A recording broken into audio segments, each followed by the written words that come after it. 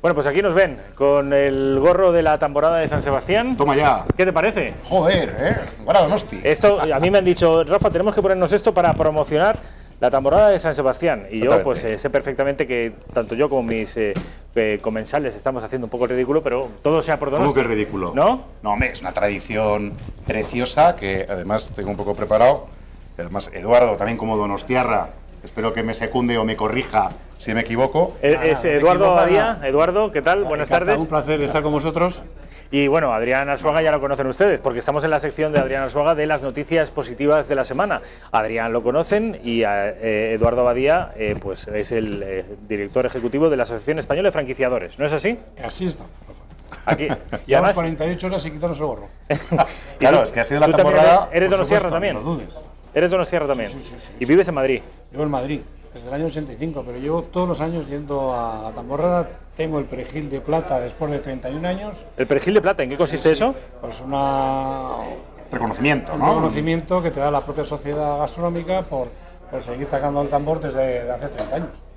A ver, para los que no somos de allí, aunque yo siempre digo que la Bella Easo es la ciudad más hermosa que tenemos en España y no sé si de Europa, pero al menos de las ciudades que yo he visto, una de las más bonitas, desde luego. Pero los que no hemos tenido la suerte de estar en San Sebastián en la Tamborrada, ¿cuándo es? ¿Por qué se celebra? ¿Y en honor a quién? ¿Y por qué tenemos que ir? Vamos a ver. Esto ocurre en 1813, que San Sebastián forma parte del Reino de Francia. Sí. Es asediada por los ingleses combinado con los portugueses.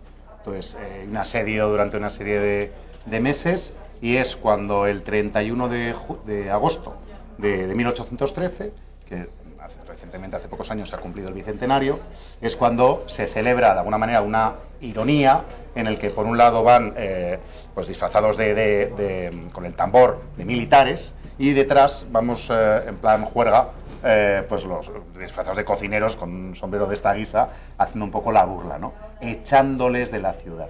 A los franceses. Exacto. Bueno, es cuando se les echa a los franceses, pero al final es de alguna manera una reclamación, una reivindicación de aquel momento, que San Sebastián quedó destrozado, salvo la calle que se llama 31 de agosto. Como todas las construcciones eran de madera, la única calle que se libró, que se llama 31 de agosto, pues es la que quedó en pie. Y la primera tamborrada data de 1870, en la primera sociedad gastronómica, que es la Unión Artesana, y que, bueno, pues empezó con este modelo anual para recordar, ¿no? Ahora que estamos tan con el tema de la memoria histórica, pues para que no se olvidasen los donostiarras, pues oye, de dónde venían y qué es lo que no querían volver a tener, ¿no? Es un poco esto, y aparte que es precioso, son 24 horas de ilusión, de alegría, de fraternidad absoluta. Eduardo, tú que llevas muchos más años que yo saliendo, ese día yo creo que se deja todo a un lado y se tiene encima de la mesa angulas y champán. Eso es un poco... Bueno, bueno, angulas, sí, bueno, se nota que estás cerca de Bilbao y que cenas todos los días angulas. Ojalá pudiera ser los mismos. Los días somos un poquito más humildes, pero bueno, en fin, podemos comer alguna cosa que no sean angulas, o alguna chuleta. Bueno, y chamurros, sí, ¿no? Bueno, chamurrito, pero bueno, eso tampoco tiene. No, es verdad, y hablando en serio, creo que es una cosa que desde pequeño nos mamas en los colegios. Yo la primera que salí, bueno, es más, este año, una anécdota que es muy simpática, ¿no? Se cumplió 53 años que la ciudad regaló la fuente de Amara a los catalanes, porque en aquel momento se regaló, y el Colegio Marianistas fue el que llevó allí hizo el acto inaugural. Fuimos al mismo colegio, Eduardo y yo, no te lo pierdas. ¿Ah, sí? Al mismo colegio. Yo soy un poco más maduro que él, pero bueno. Es el sol, Colegio Católico Santa María Marianistas. Y bueno, yo a Eduardo le quería hacer un poco la broma de la tamborrada. No, pero la broma, pero entiendo que lo de la sociedad gastronómica está reflejada en este cuchillo, en este tenedor. O sea, que es una fiesta muy adherida a las costumbres gastronómicas, ¿no? Como casi todo lo que se ocurre en el País Vasco. Sí, totalmente. Y es una fecha particularmente Es el día de San Sebastián, que es el 20 de enero, y la víspera, los mayores celebramos la víspera pues con una cena y demás, y luego se organizan en San Sebastián hay varias asociaciones que tienen licencia municipal, porque te cortan el tráfico y demás, y vas con tu banda y vas tocando una serie de canciones que ¿cómo es? O sea, Sarriegui era el maestro Sarriegui, la marcha Sarriegui, pues es un músico que se le asocia pues con todas las... Son marchas militares, realmente, o todo lo que es asociado al tambor, ¿no? Y bueno, pues estamos todos pues dando una vuelta por la ciudad, cada uno tiene su recorrido, y bueno, pues cantando, y que la marcha de San Sebastián, y dura 24 horas, de la izada a la riada. Tú te lo has pasado bien, ¿eh? Bueno, oye, sí, es algo divertido, ¿eh? Bueno, explícanos en calidad de qué está aquí, porque sé que en calidad de Donostiarra, Eduardo, pero también sé, y yo creo que nos podemos retirar de Sí, eso yo ya, creo que ya en calidad... de modo serio, ¿eh? Sí, en calidad de qué ha venido también Eduardo, además de compatriota tuyo. Vamos a ver, yo a Eduardo, curiosamente, le he conocido por motivos profesionales, por coincidencias de la vida, y claro, Eduardo ostenta un puesto para mí muy interesante, y es que es el responsable de la Asociación Española de los Franquiciadores, que es un sector que yo creo que debe tener más voz, y yo creo que pensaba que la manera ideal para empezar este programa, esta nueva jornada de este año, es que de primera mano Eduardo nos pueda contar qué es esto de la franquicia, porque oímos muchas cosas, generalmente no positivas, y el mundo de la franquicia mueve muchísimo empleo, mueve muchísimo negocio y hace muchísimas cosas positivas, pero claro, al final, según a qué fuente vayamos, pues vamos a estar más o menos sesgados. Y la manera de estar libre de sesgos, para mí era la fórmula perfecta. Y oye, Eduardo, si no te importa venir y contar tu visión, que llevas ya un par de días en esto, pues ¿qué ocurre? ¿Qué es esto de la franquicia? A mí, Eduardo, antes de que darle la palabra, me ha regalado esta taza preciosa de la Asociación Española de Franquiciadores, AEF, que veo aquí, entre los laureles, que cumplió el año pasado, 2018, el 25 aniversario. Entiendo que no llevas 25 años de director ejecutivo, Eduardo. Llevo 31. Más tiempo que tiene la... En el mundo de la franquicia sí, como director ejecutivo, y perdona tiene razón, en el mundo de la franquicia yo, como director ejecutivo desde el año 96. 8 de febrero del 96. 96, o sea, 23 años. Ahí es nada. O sea, será uno de los hombres, además de por su cargo y su cualificación, es uno de los hombres que por tiempo pues más conoce este tipo de negocio. Me interesa, Eduardo, que me expliques de lo general a lo particular. Aquí siempre hacemos lo mismo en este programa. Para el espectador que sea absolutamente lego en estos asuntos, qué es una franquicia, y luego ya empiezas a contarme pues tu trayectoria, dónde estás, a qué te dedicas, en fin. Sí, bueno, al final lo más importante es, como tú bien dices, Rafa, es un poco en qué consiste el mundo de la franquicia, ¿no? Sí. La franquicia no es más que una forma de distribución comercial en la cual, bueno, hay dos partes, franquiciador y franquiciado, y donde ellos se unen comercial y financieramente, porque hay un proyecto común, con una marca común, que hace que se unan mercantilmente hablando, y desarrollen un proyecto empresarial con una marca determinada, con éxito, lógicamente, porque nadie se une a un proyecto que no tenga éxito, ¿no? Eso por un lado. ¿Qué ha pasado en estos años? Bueno, pues que evidentemente al final la franquicia, no, como te decía, no deja más que ser una forma de distribución comercial. ¿Y por qué me repito? Lo he hecho queriendo, y te digo por qué. Porque al final es adaptar en cada momento, y estamos hablando de un paréntesis de 30 años, pero que evidentemente cada día más, y a las velocidades que vamos hoy mucho más, es las necesidades del mercado. El mercado es cada día mucho más exigente, el nivel de calidad está cogiendo unos niveles altos, por no decir altísimos, y hoy en día a cualquiera de los comercios que vayamos, sea franquicia o no lo sea, no todo tiene que ser franquicia, no tiene por qué ser franquicia. Pero sí, nosotros como consumidor final tenemos que tener en cuenta la calidad, el servicio y en menor medida el precio, porque si el producto es bueno y el servicio es bueno, el precio tiene una importancia pero relativa. La franquicia, yo creo que al espectador le va a ayudar poner ejemplos. Yo sé que quizá para ti, en tanto que director ejecutivo de la Asociación Española de Franquiciadores, quizás es comprometido, pero sería interesante que pusieras ejemplos que todo el mundo conoce de franquicias, que tengan éxito y por tanto sean conocidas. Sí, bueno, hay que decir que realmente no hay ningún periodista que haga una pregunta inocente, sino que realmente... y menos Rafa. Y bueno, Rafa, ¿no? Ahora lo que hay que hacer es cómo salgo yo de esta, ¿no? Pero bueno, lo intentaré. Bueno, al final yo creo que está en la mente de todos, ¿no? Desde marcas de restauración, marcas de ropa, marcas de servicio, marcas de reparación de aceites, cadenas de distribución que están utilizando la franquicia para su desarrollo, cosa que hace unos años no había. Y, por ejemplo, pues todo aquello de la cosmética, dietética, gimnasios, desde lo que es un gimnasio tradicional hasta lo que es un gimnasio 24 horas, que a veces es incluso complicado entender. ¿Cómo puede haber que un gimnasio pues esté 24 horas? Pues las hay, ¿no? Yo tengo uno debajo de mi casa, tú lo sabes. Pues me alegro, y no estaba la pregunta, no iba inducida, sino que realmente es así, ¿no? Entonces, al final el consumidor final, tú, Rafa, Adrián, yo, evidentemente cualquiera de nosotros al final vamos a un sitio, vamos a un local, vamos donde nosotros nos encontramos cómodos, nos gusta el servicio, donde nos gusta el producto, donde tenemos un ambiente social agradable, donde tenemos una zona de ocio o de distracción que nos apetece, y que en la mayoría de los casos es franquicia, ¿no? Y eso es así. Siempre que la hagas bien no habrá ningún problema, porque el consumidor te pondrá y te quitará. Yo, para mí, siempre he escuchado que se asocia el mundo de la franquicia a algo de baja alcurnia.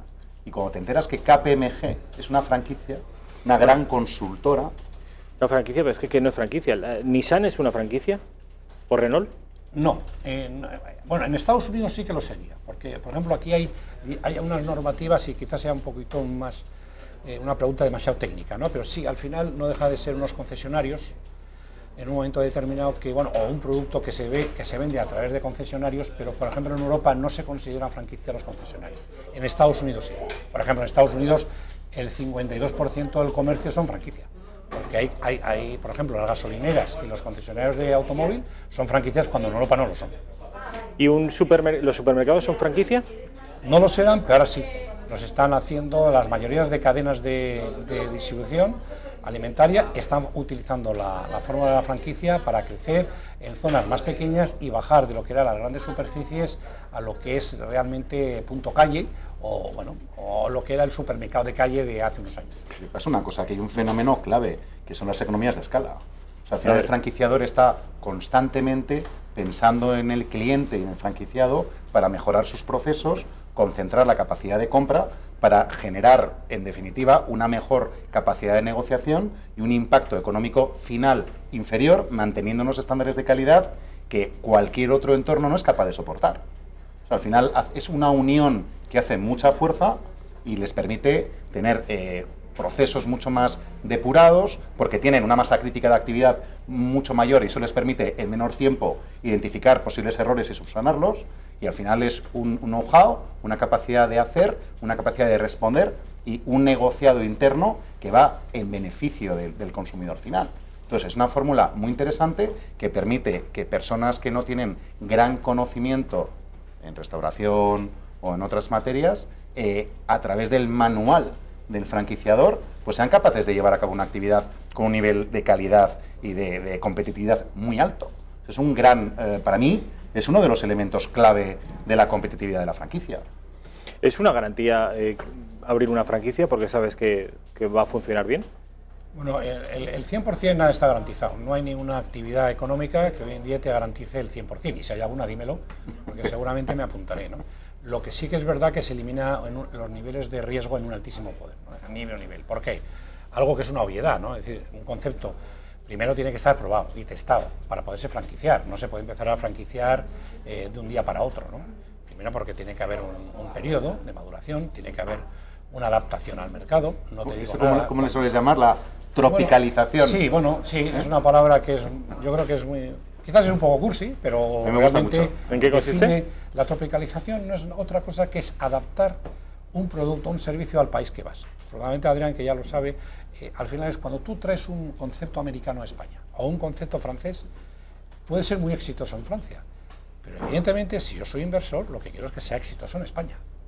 ¿Qué hago para ello? Pues adaptarlo. ¿Por qué? Porque hay costumbres, hay colores, hay servicios que en Estados Unidos, Francia, no quiero decir nada China, no estoy hablando de Arabia Saudí, pueden tener un éxito, pero hay que adaptarlo, porque si no al final fracasarían y al final tendrían que cerrar o volverse y hacer las maletas y volver a su origen, ¿no? Eso es un tema importante, ¿no? Entonces, eso es un tema, maduración, es decir, algo que testes que está con éxito y sale fuera. Otro lado es la fuerza de la marca, ¿no? Es decir, que al final va muy de la mano. Otro tema es la formación, es decir, no solo inicial, sino continuada. Es decir, el franquiciador lo que tiene que hacer es irte adaptando permanentemente tanto los productos y servicios que se va generando. Y no digo nada cuando es una franquicia de servicios. Es decir, los servicios que una franquicia de servicios, valga la redundancia, está dando hoy, no tienen nada que ver con los que daba igual hace 5 años. Pero la marca, el nombre comercial sigue la misma. Es decir, si no, desaparecería, ¿no? Y eso es uno de los grandes retos. Y luego el tercero, que yo creo que vale para todo el comercio, es decir, sea el que sea, es la ubicación.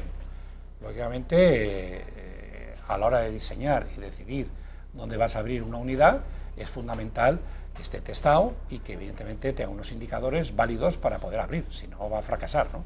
Incluso grandes marcas mal ubicadas fracasan. Franquicias españolas por el mundo. ¿Tenemos éxito por ahí fuera exportando nuestros servicios o productos? La respuesta es sí. Hay más de 300 marcas que hoy en día españolas que están saliendo al mercado en distintos mercados. Nosotros como institución llevamos desde el año 96 yendo a distintos mercados con distintos éxitos y con distintas apariciones. Es decir, hay mercados donde hemos ido una sola vez y nos ha parecido que no era factible, otros que evidentemente vamos por primera vez y no hemos dejado de ir en los últimos 15 años, por ejemplo Francia, como un país como México, que llevamos ya cerca de 18 años ininterrumpidos llevando un pabellón español. Ahora nos vamos a, este año por ejemplo, sin ir más lejos. Cuando dices nos vamos, ¿quién y a qué? Bueno, también es verdad, perdona por la personalización, al final estamos hablando de lo que son marcas españolas que quieren desarrollar y buscar socios para los países determinados, ¿no? En este caso, por ejemplo, en el mes de marzo nos iremos yo creo que todavía no se sabe exacto, pero de 12 a 14 marcas por 18 años consecutivos a la Feria Internacional de EFE en México. Cuando volvamos nos iremos a la Feria de París, que es la número 1 a final de marzo, donde España lleva participando 17 años y que este año vamos a llevar cerca de 14-15 marcas. Y luego en el mes de julio, y eso es solo del primer semestre, vamos a estar en Colombia por primera vez y después de haber estado el año pasado testeando el mercado, viendo cómo había evolucionado desde muchos puntos de vista, desde el punto de vista de seguridad, desde el punto de vista de madurez del mercado, un mercado como Colombia, que evidentemente es un mercado con bastante potencia. Yo sé que va a celebrarse en Madrid una feria de franquicias, creo que este año es la más importante del mundo, ¿puede ser? ¿Una de las más importantes del mundo? Bueno, si yo fuera el director de la feria te diría que es la más importante, pero bueno, evidentemente, como digo yo, no me paga suficiente para decirlo, ¿no? Es un congreso. No me paga suficiente para decirlo, ¿no? Pero sí que es verdad que es Estamos a tiempo, Eduardo, no tires la toalla. Bien, bueno, estamos bien, igual nos está escuchando y me hace una OPA y me manda y tal. Y luego al día que viene me tienes que hablar desde IFEMA y desde aquí, pero bueno, bueno, ¿en qué consiste este congreso? Es una feria que se celebra en Madrid del 4 al 6 y que... ¿De febrero? Bueno, no, de abril.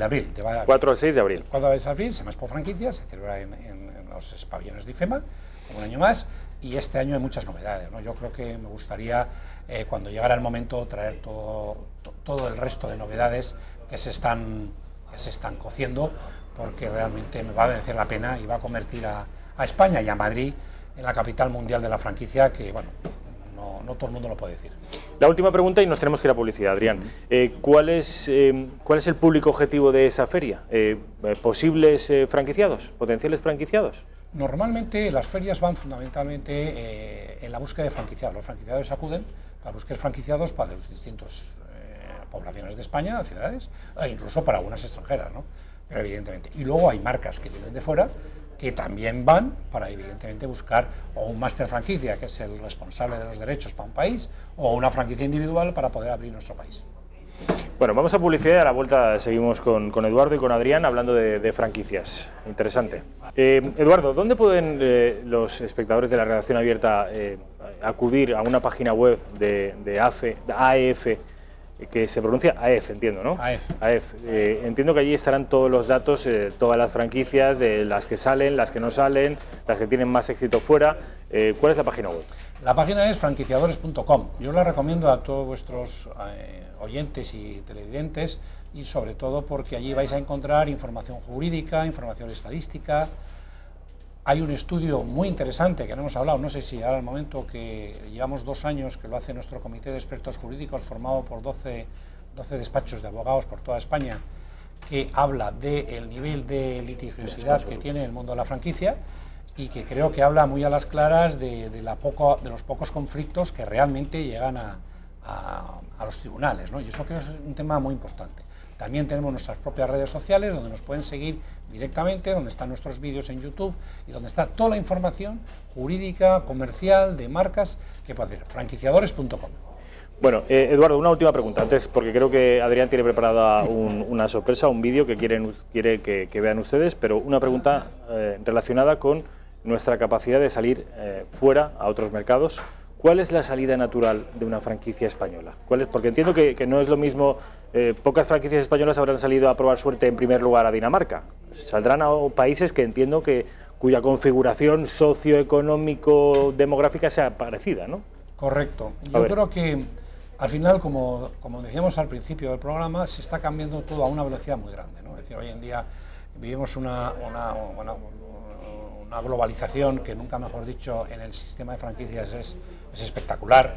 Y hay normalmente, respondiendo a tu pregunta concretamente, dos mercados naturales. Uno que ha sido durante mucho tiempo todos los países de Latinoamérica, fundamentalmente, y ahora haremos un hincapié en un apartado, es decir, porque hablamos el mismo idioma y creemos que por hablar el mismo idioma nos entendemos, cosa que no es verdad, o no es verdad al 100%.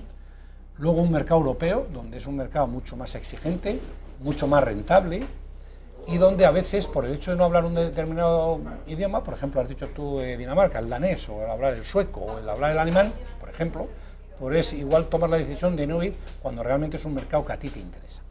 Yo siempre digo lo mismo, tú puedes hablar el mismo idioma, no entenderte, en cambio, si a mí yo tomo una decisión empresarial y me voy a Dinamarca, lo que sí voy a poder encontrar fácilmente es una traductora que me ayude a poder introducir y conocer mejor el mercado. Pero el negocio lo existe.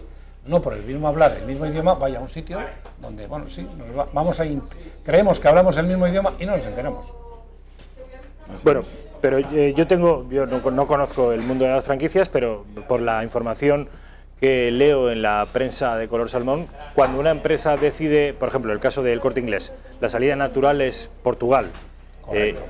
¿Suele ser una tendencia ir a Portugal o a Italia y luego Hispanoamérica y luego ya el resto de Europa y del mundo? ¿Es Portugal e Italia los primeros pasos? Vamos a ver, contestando, Portugal, sí, fundamentalmente por cercanía, pero vuelvo a repetir, hay veces que marcas españolas han ido a Portugal y han fracasado, y están al lado, es decir, tardas menos ir a Lisboa que a Barcelona o a Cádiz, en avión, por ejemplo, ¿no?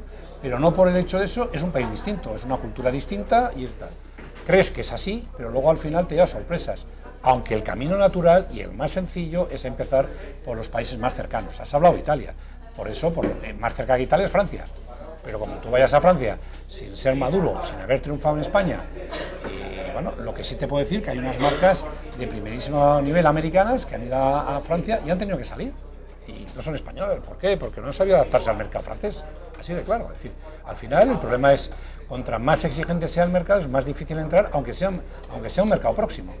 El hecho de la proximidad o no, bueno, a veces es una decisión que se toma, pero que hay veces que hay que madurarla, porque igual ir al mercado portugués no tiene mucho sentido. Adrián, creo que tenemos una sorpresita, ¿no? Un pequeño vídeo que nos han querido preparar con todo el cariño y siendo una organización pequeñita como es. O sea, son con un amplio espectro de actividad, pero a nivel de estructura, oye, pues tienen sus recursos. Y yo también desde aquí un llamamiento a darles un poco apoyo a una estructura que hace tanto bien para un vector de actividad como es la franquicia, ¿vale? Entonces hay un vídeo que nos han preparado, desde aquí un fuerte abrazo a Verónica de la AEF y bueno, oye, a ver qué os parece. Va a haber una mesa redonda para hablar de competitividad, donde van a participar distintos empresarios de algunos de los sectores de la franquicia y otros del sector comercio tradicional. Acaba de comenzar la Expo de Egipto 2018 y donde mañana por la mañana y durante 2 días y medio se celebrará el Consejo Mundial correspondiente al segundo semestre del año 2018. La violencia es poco invasiva, es poco agresiva y yo creo que es gracias, como decía Luis antes, a que el sistema se autorregula muy bien, hay muy poco conflicto. Nosotros desde la Asociación Española de Franquiciadores aplaudimos este tipo de iniciativas y las animamos a continuar. País, aquí en España puede ser una cosa, pero lo que ellos llaman la tropicalización es fundamental, no solo en el producto, sino en la normativa, porque igual eso implica que cambien la fórmula de distribución, en vez de una franquicia la hacen de otra forma. Data, Big Data, al final no dejan de ser información que generan nuestros clientes de una manera o de otra que nosotros podemos utilizar para tomar mejores decisiones de negocio. Tengo conmigo al presidente de la Feria Jorge Jaramillo y miembro de la Junta Directiva de Confranquicias.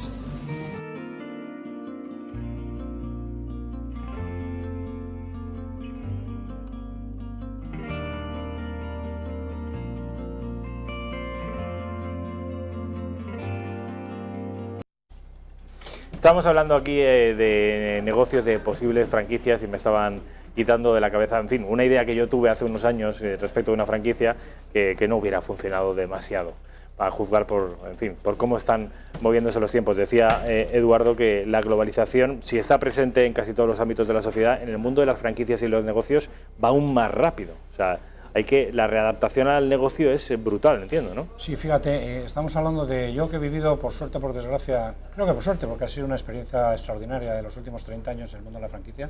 Te puedo decir que inicialmente, hace 30 años, el mundo de la franquicia se conocía por la marca, por el producto, es decir, un producto asignado a una marca y tú pues, sabes que la hamburguesa es tal, sí, fundamental, ¿no? Esto en el tiempo ha ido pasando y ha pasado que la propia marca, aparte de hacer zapatos, como dices tú, pues hace complementos, pero la marca se mantiene. Es decir, ha evolucionado, ha visto que su mercado en el producto inicial se ha acabado y busca complementos, ¿no? Y ahora, en este momento, nos estamos moviendo en algo que todavía no es sensible para todo el mundo, pero nosotros, como es lógico, lo hemos notado muchísimo, que es tan importante como el producto o la marca, que yo ahí no voy a entrar, es un poco las sensaciones que me da. Tú cuando vas a un restaurante, cuando vas a un sitio de descanso, cuando vas a una zona de actividad o de ocio, cuando vas a un gimnasio, por ejemplo, una actividad física, deportiva, social, ¿no? Buscas cómo te encuentras. Es decir, si tú te encuentras cómodo, seguramente vas a repetir mucho más fácil que el hecho de que tengas que ir a comer o no. El hecho que comas o no, pues sí, tendrá un valor, pero bueno, normalmente el producto que vayas a comer tiene que tener una calidad, porque lo decíamos anteriormente, si no tienes calidad te van a echar del mercado, pero es cómo yo me encuentro, y cómo yo me encuentro significa que si yo me encuentro cómodo, pues los datos hablan de que igual pues puedo facturar, el ticket medio sube de un 15 o un 20%. Y dice, oiga, ¿y por qué he hecho más? No he hecho nada, es buscar aquello que el consumidor mío va. Es decir, yo siempre... Hay un error que comentan algunas empresas, que decir, oye, yo soy bastante mayor, ¿no? Y digo, oye, pues yo, ¿a dónde iría yo? ¿Qué comería yo? ¿Y qué exigiría yo? Y yo me vuelvo atrás, me cambio de mesa y digo, bueno, pero Eduardo, ¿pero tú quién eres en el mercado? ¿Estás comprando eso? Entonces, tendrás que ver lo que la gente de hoy compre desde 20 a 30, de 30 a 40 y de 16 a 25. Entonces, tendrás que buscar un producto o un servicio adecuado a lo que esa gente hace, porque esa gente tiene unos principios, unos gustos y unas necesidades que no tienen nada que ver contigo. Una pregunta, con respecto a los principios, los gustos y las necesidades. Se decía antes que cuál podrían ser las salidas naturales de la franquicia española. No me has desmentido, pero casi que las salidas naturales tengan que ser por defecto los países latinos o hispanoamericanos, no por defecto. Y respecto de dentro de nuestro país, entiendo que hay diferencias, ¿no?, entre el norte, el sur, la Comunidad Valenciana y el Mediterráneo o Galicia. Son mercados locales, pero con idiosincrasia propia que hay que entender, en fin. Vamos a ver, absolutamente de acuerdo. Es decir, si habláramos de datos de centrales de franquicia, sería un dato técnico o económico, es decir, centrales de franquicia, donde más centrales de franquicia hay es en la Comunidad de Madrid, luego la segunda es la Comunidad de Cataluña, tercera es la Comunidad Valenciana, cuarta es la andaluza y la quinta es la gallega. Y quinta es la aragonesa y sexta es la gallega, como centrales. Pero aquí no estamos hablando de centrales. Y he empezado por ello porque el televidente lo entienda. Hemos hablado de tiendas físicas. Porque tú puedes tener la central en Lugo, pero puede estar expandido en todas las ciudades. El hecho de que tú estés más en una comunidad que en otra va a ser loca. Olvídate de franquicia, y yo sé que es complicado hablando de franquicia, olvídate. Lo más importante es que la gente que nos siga es qué capacidad tiene esa marca en esa comunidad para ser atractiva. No sé si es lucense, si es catalana, si es... Bueno, las principales, y eso sí que te puedo comentar porque es una realidad objetiva, el País Vasco diría, oye, es que el País Vasco se podrían franquiciar todos los bares. En la parte vieja de San Sebastián, el otro día hablando con un amigo y compañero profesional de hostelería, decía, es que en menos de 3 metros cuadrados, de 3 kilómetros, hay 300 bares. ¿cómo no se va a poder extrapolar lo que es la cultura gastronómica? Oye, pues hay que ir allí, no. Que el producto, el que cogió esa idea y empezó a franquiciarlo fue un catalán. Es decir, al final... y todos estamos pensando en que... estamos pensando y tal, pero que evidentemente hay que ver lo que hay. Por ejemplo, yo en mi época me acuerdo que ir a un italiano pues estaba mal visto, es que había muy pocos. Y hoy en día, que es volver a lo que he comentado antes, la gente juega a los italianos, a restaurantes italianos, ¿no? Entonces, ahora están plagados. Sí, sí. O heladerías o pizzerías, bueno, o pasta. Antes era, bueno, ahora la hamburguesa tiene un boom importante. Bueno, yo he conocido a personas que han ido al País Vasco y dicen, oye, va a ir a un bar, a un restaurante de categoría, 5 estrellas, y pedir una hamburguesa. Y le he mirado y digo, chico, te has tomado la fiebre, ¿eh? Te vas al País Vasco a tomarte una hamburguesa, con todo el respeto a las hamburguesas, que a mí me encantan. Pues pedir un chuletón, un rodaballo, bueno, en fin, no sé, ¿no? Al final, bueno, yo lo haría, no sé si... ¿Qué porcentaje, no te voy a pedir el porcentaje exacto, pero entiendo que debe ser, seguro que más de la mitad de las franquicias que operan en nuestro país tienen que ver con el sector de la hostelería? Sí, hombre, eso te puede decir que el sector, el que más tiene es el confección, textil y moda. ¿Ese es el que más? El que más. Y ¿sabes lo que pasa? Que a todos nos juega una mala jugada el estómago, porque los juegos gástricos... Y más hasta ahora, ¿eh? Más hasta ahora, que ya empieza el prólogo, ¿no? Ya empieza el prólogo y eso es peligroso, ¿no? Pero bueno... Estáis hablando de pizzas, de hamburguesas... Claro, la verdad que hablar de G6 pues no te motiva, ¿no? En cambio, hablar de un pincho de tortilla con una gilda, con un vino y tal, pues... Tu cervecita. Bueno, y, en fin, después de la confección... La hostelería con un 35%, ¿no? Y luego el sector servicios, 30-30 o 38-30 y luego un 15%. Yo lo muy bueno focalizados los tres. Lo bueno de contar con Eduardo es que gracias a su generosidad vamos a poder contar con él, al igual que este grupo de élite de expertos que vamos generando en distintos temas. Yo, oye, hago petición en directo, Eduardo, te pido la mano para que vengas cuando te dé la gana y que nos cuentes cómo está España en el mundo de la franquicia, qué avances hay y bueno, que poco a poco vayamos conociendo más este sector, que es muy interesante y que gracias al conocimiento de Eduardo, muy aséptico, muy objetivo, nos podrá trasladar de primera mano qué es lo que está ocurriendo con esto, ¿no? Bueno, yo en principio, muchas gracias, yo vendré las veces que vosotros queráis oportuno y yo estaré encantado, porque al final, bueno, vivo de ello y estoy muy enamorado profesionalmente de este tema y siempre que veáis, que queráis que mi participación es positiva, pues estaré encantado, ¿no? Que así sea, Eduardo. Eduardo Abadía, mil gracias por estar aquí con nosotros. El mundo de las franquicias, qué interesante y qué importante es en nuestro país. Adrián Arzuaga, como siempre, mil gracias. Una noticia positiva esta de las franquicias, como siempre, todas las que nos trae Adrián Arzuaga. Les dejo con el informativo de Intereconomía. Buenas noches.